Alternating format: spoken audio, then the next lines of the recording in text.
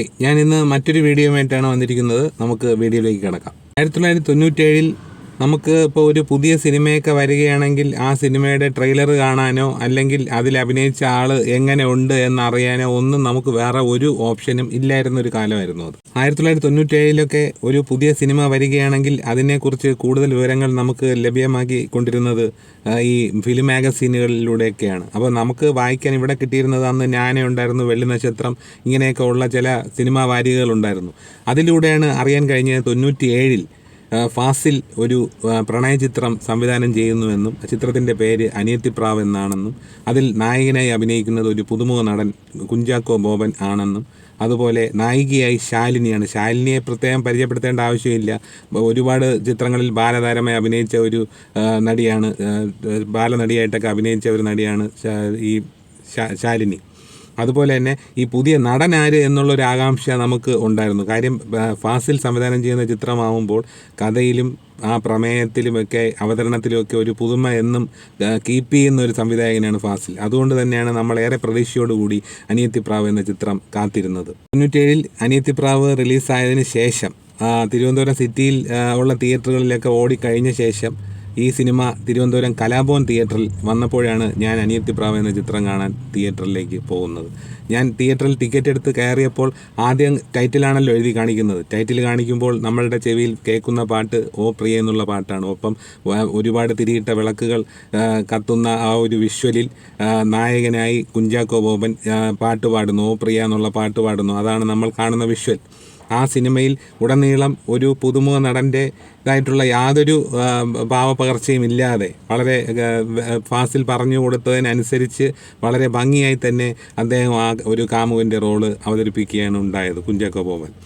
അനിയത്തിപ്രാവ് എന്ന ചിത്രത്തിലൂടെ മലയാളി പ്രേക്ഷകരുടെ മനസ്സിൽ ഇടം നേടിയ ഒരു നടൻ കൂടിയാണ് കുഞ്ചാക്കോ ബോബൻ എന്ന നടൻ. അനിയത്തിപ്രാവ് എന്ന ചിത്രത്തിന് ശേഷം അതിൽ ശാലിനിയായിരുന്നല്ലോ നായിക. അതിനെ തുടർന്ന് നക്ഷത്ര താരാട്ട് എന്ന് പറയുന്ന ഒരു ചിത്രമാണ് വന്നത്. അതും ഒരു പ്രണയകഥ തന്നെയായിരുന്നു. അങ്ങനെ ഒരു പ്രണയകഥ ഇന്നേ റോ എന്ന് പറയത്തക്ക തരത്തിൽ തുടർച്ചയായി പ്രണയകഥകളിൽ ഇങ്ങനെ അഭിനയിച്ച് ഒരു 98 ആയപ്പോഴേക്കും നിറം എന്ന ചിത്രം വന്നു. നിറം എന്ന ചിത്രത്തിലും കുഞ്ചാക്കോയും ഒപ്പം ശാലിനിയുമാണ് നായകനും നായികയും അഭിനയിക്കുന്നത്. കമലാണ് സിനിമ സംവിധാനം ചെയ്തത്. അത്യുജ്വലങ്ങളായ ഗാനങ്ങളും ഒക്കെ കൂടി ആയപ്പോൾ ഒരു മഹത്തരമായ ഒരു കഥയും എല്ലാം കൂടി ആയപ്പോൾ സിനിമ ഒരു വൻ ഹിറ്റായി മാറുകയും ചെയ്തു. അതോടുകൂടി കുഞ്ചാക്കോ ബോബൻ എന്ന നായകൻ, പ്രണയനായകൻ ആ സ്ഥാനം അരക്കിട്ടുറപ്പിക്കുകയായിരുന്നു. അങ്ങനെ കോമഡി സിനിമകൾ അഭിനയിച്ച് വന്ന് കുറച്ച് കഴിഞ്ഞപ്പോൾ അദ്ദേഹത്തിൻ്റെ കോമഡി സിനിമകളും വരാത്ത ഒരു കാലമുണ്ടായി. അതായത് അദ്ദേഹം സിനിമയിൽ നിന്ന് വിട്ടുനിന്നൊരു കാലം. അതിനുശേഷം കുറേ നാളുകൾക്ക് ശേഷം എവിടെയാണ് കുഞ്ചാക്കോ ബോബൻ എന്ന് ആർക്കും അറിയില്ലായിരുന്നു. അദ്ദേഹം മറ്റെന്തോ ബിസിനസ് ചെയ്യുകയായിരുന്നു എന്നൊക്കെയാണ് അദ്ദേഹം ഇൻ്റർവ്യൂവിൽ പറയുന്നത് ഞാൻ കേട്ടത്. അതിനുശേഷം വീണ്ടും ഒരു തിരിച്ചുവരവ് അറിയിച്ചുകൊണ്ടുള്ള ഒരു സിനിമയായിരുന്നു ഓർഡിനറി എന്ന ചിത്രം. അത് വളരെ മനോഹരമായ ഒരു ചിത്രമായിരുന്നു, നല്ലൊരു കഥയായിരുന്നു. സുഗീതാണ് അത് സംവിധാനം ചെയ്തത്. അതിലൊരു ബസ് കണ്ടക്ടറുടെ റോളായിരുന്നു കുഞ്ചാക്കോ ബോബന്. ഒപ്പം ബിജു മേനോൻ, ഡ്രൈവറായിട്ട് ബിജു മേനോനും ഉണ്ടായിരുന്നു. അതൊരു സൂപ്പർ ഹിറ്റായി മാറി. അത് കഴിഞ്ഞ് പിന്നെയും വീണ്ടും സിനിമകൾ ഇങ്ങനെ വന്നു കുഞ്ചാക്കോ ബോബൻ ചിത്രങ്ങൾ ഇങ്ങനെ വന്നു പൊക്കൊണ്ടേയിരുന്നു. അങ്ങനെയാണ് ഒടുവിൽ അഞ്ചാം പാതിരയിലേക്ക് എത്തുന്നത്. അഞ്ചാം പാതിര ഒരു മെഗാ ഹിറ്റായി മാറി. അത് കഴിഞ്ഞ് പിന്നെയും സിനിമകൾ വീണ്ടും തുടർന്നു. സിനിമകൾ പലതും വരുന്നു, ചിലതൊക്കെ ഹിറ്റാവും. ശിക്കാരി ശംഭു പോലെയുള്ള സിനിമകളൊക്കെ വരുന്നു, സിനിമകൾ ഹിറ്റാവുന്നുണ്ട്. കുഞ്ചാക്കോ അഭിനയിച്ച് അങ്ങനെ പോകുന്നുണ്ട്. അപ്പോൾ അദ്ദേഹം ആ ഒരു പ്രണയനായകനിൽ നിന്നും കോമഡി നടനിലൂടെ, കോമഡി അഭിനയിക്കുന്ന കോമഡി സിനിമകളിലൂടെ അങ്ങനെ കടന്നു വന്ന് ഒരു എല്ലാം തികഞ്ഞ ഒരു ക്യാരക്ടർ. അല്ല രാമേന്ദ്രനൊക്കെ വളരെ മനോഹരമായ രീതിയിൽ അദ്ദേഹം അഭിനയിച്ച സിനിമയാണ്. ഞാൻ കണ്ട് അമ്പരന്ന് പോയിട്ടുണ്ട്. കാര്യം വേറൊന്നുമല്ല, ഒരു നായകനായിട്ട് വരുമ്പോൾ പ്രണയകാമുകനായിട്ടൊക്കെ വന്ന ഒരു നടൻ ഇങ്ങനെയുള്ള വ്യത്യസ്തമായ ക്യാരക്ടറൊക്കെ ചെയ്യുമ്പോൾ നമുക്കൊരു അത്ഭുതമാണ് അദ്ദേഹത്തിന് ഇതെല്ലാം കഴിയുന്നല്ലോ എന്നുള്ളത്.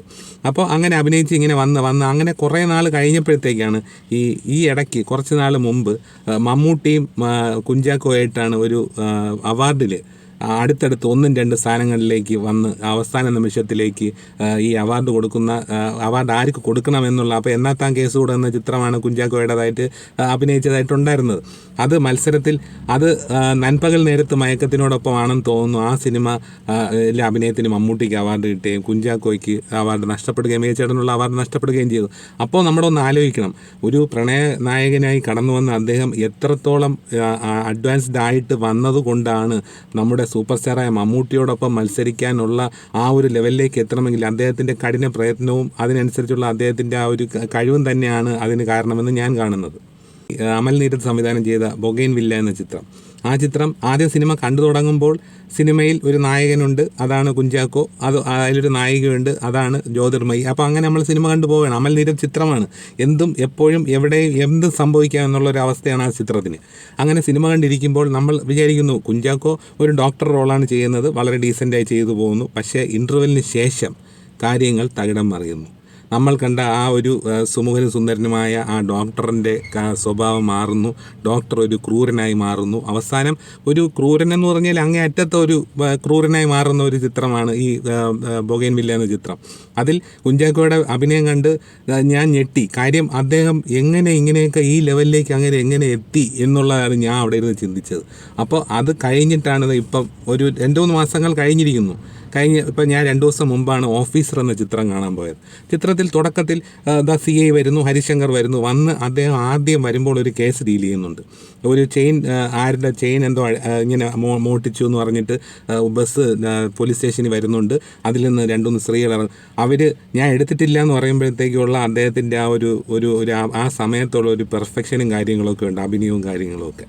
അപ്പോൾ എടുത്തിട്ടില്ല എന്ന് പറയുമ്പോഴത്തേക്ക് ആ സ്ത്രീ ഗർഭിണിയാണെന്ന് പറഞ്ഞിട്ട് കൂടി അവരുടെ വയറ്റിലേക്ക് ആഞ്ഞ് ചവിട്ടുന്ന ഒരു വ്യക്തിയായിട്ടാണ് ഈ ഹരിശങ്കറിൻ്റെ ഫസ്റ്റ് ഇൻട്രൊഡക്ഷൻ സീന് തന്നെ.